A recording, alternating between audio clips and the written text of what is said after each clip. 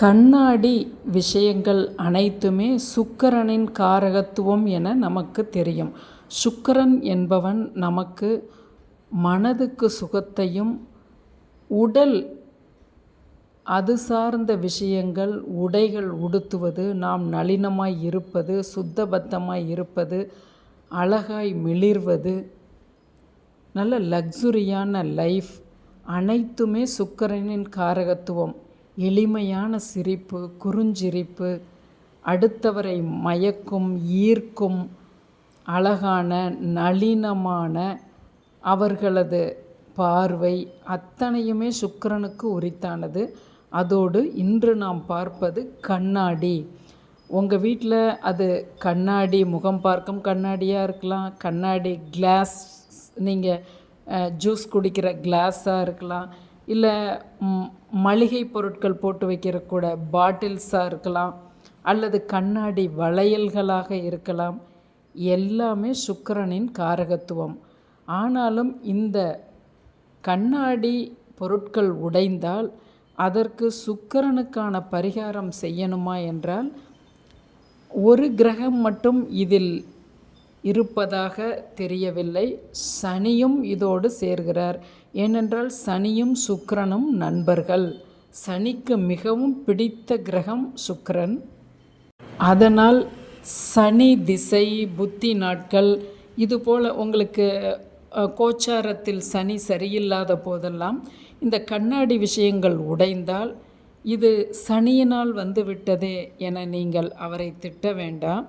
ஏனென்றால் உங்களுக்கு விழிப்புணர்வு தருவதற்காக, எச்சரிக்கை தருவதற்காகவே இந்த விஷயங்கள் உடைபடுகிறது. இதனால் ரொம்ப பெரிய துக்கம் வந்துவிடாது. அதனால் நீங்கள் சின்ன சின்ன விஷயங்களாக, பரிகார வழிபாடுகளாக செய்யலாம்.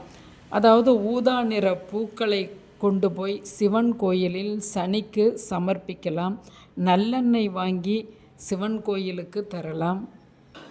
மற்றும் ஒரு அருமையான பரிகாரம், இப்படி பாட்டில், கிளாஸ் இதெல்லாம் உடைந்துவிட்டால் உங்கள் குடும்பத்தில் மனஸ்தாபங்கள் ஏற்படாதவாறு நீங்கள் உங்களுடைய பேச்சில் ஒரு நளினத்தை, ஒரு இன்பத்தை, ஒரு ஸ்வீட்டான ஒரு தாக்கத்தை நீங்கள் கொண்டு வந்தீங்கன்னா கண்டிப்பாக அந்த குடும்பம், ஏன்னா நீங்கள் புரிஞ்சுக்கிட்டவங்க சனி சுக்கிரனை பற்றி, அதனால் அது உடஞ்சதுன்னா, சில மனஸ்தாபங்கள் குடும்பத்தாருக்குள்ளே வந்ததுன்னா நீங்கள் அதை அழகாக அதை காபந்து பண்ணி அதை கொண்டுட்டு போகும்போது கண்டிப்பாக இந்த கண்ணாடி விஷயங்கள் உடைந்ததுக்கான எந்த ஒரு தப்பான நிகழ்வுகளும் நிகழாது.